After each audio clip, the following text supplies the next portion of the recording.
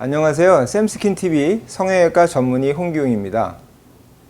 많은 분들이 성형외과 전문의가 눈, 코 성형이나 가슴 성형 또는 안면윤곽과 같은 성형술보다 왜 뿌띠 성형을 전문으로 하는지 궁금해하는 분들이 많으셔서 오늘은 제가 성형외과 전문의 타이틀을 가지고 왜 뿌띠 성형을 시작하게 되었는지, 20년 동안 어떤 연구를 해왔는지, 성형외과 전문의가 시술하는 뿌띠 성형과 성형외과 전문의가 아닌 다른 분야의 의사들이 하는 뿌띠 성형과는 어떤 차이들이 있는지 얘기를 해볼까 합니다. 제가 성형외과 전문의가 된 후에 1997년 우리나라에 전 세계적으로 가장 많이 쓰이는 필러 종류인 히알루로닉 산이라고 불리는 HA 필러가 처음 소개되었고, 뒤이어 보톡스란 브랜드 네임으로 알려진 보툴리늄 톡신이 출시되면서 국내에 뿌띠 성형이 알려지게 되었습니다.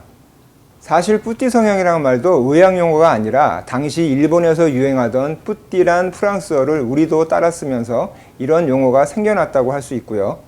수술을 위주로 하던 성형외과 전문의가 뿌띠 성형을 국내에서 처음 접하다 보니 아무도 가르쳐 줄 수 있는 사람이 없어서 혼자 외국 자료나 논문을 참조해서 시술 메커니즘과 동양인에 적합한 방법을 연구하기 시작한 게 1990년대 후반부터이니 벌써 20년이 넘었다고 할 수 있겠네요.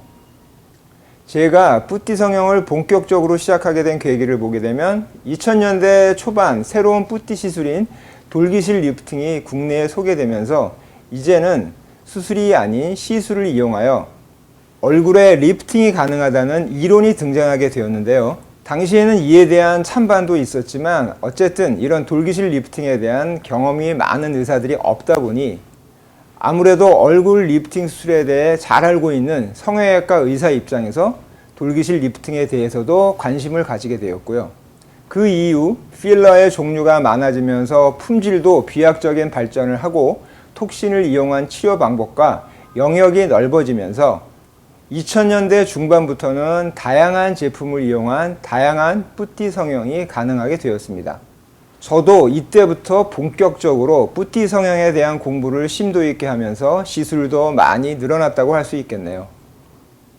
가장 근본적인 차이는 얼굴 해부학에 대한 의료 지식이라고 할 수 있겠네요. 성형외과 의사들이 얼굴에 대한 미용 수술 등을 하기 위해서 기본적으로 얼굴 구조물들에 대한 해부학적 지식과 생길 수 있는 구조물들의 부작용 등에 대하여 숙지하고 있는 반면, 성형외과 전문의가 아닌 의사들은 아무래도 얼굴의 해부학에 대해서 자기 분야가 아니다 보니 익숙하지는 않다고 보여집니다. 또한 뿌띠 성형이 얼굴에 대한 수술을 하지 않는 의사들도 시도할 수 있고 자연스러운 성형을 강조하는 요즘의 트렌드에 맞다 보니 너무 빠르게 미용 성형 시장의 큰 분야가 되었는데요. 사실 뿌띠 성형 초기에는 제품들도 다양하지 않고 시술하는 층도 깊지 않아서 심각한 부작용을 일으킬 확률이 상대적으로 적었는데요.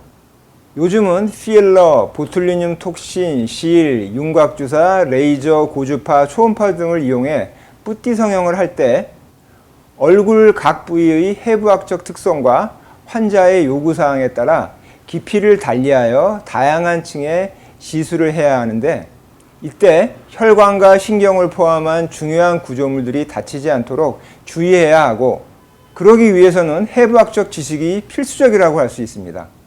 국내에서 뿌띠 성형을 처음 시작한 1세대 의사가 되다 보니 주변에서 제 경험이나 시술 방법을 알려달라는 요청이 많이 들어오면서 국내의 세미나에서 강연도 하고 라이브 시술 등을 시작하게 되었고, 지금은 이런 학술 활동이 의사로서의 제 역할 중 큰 비중을 차지하게 되었습니다.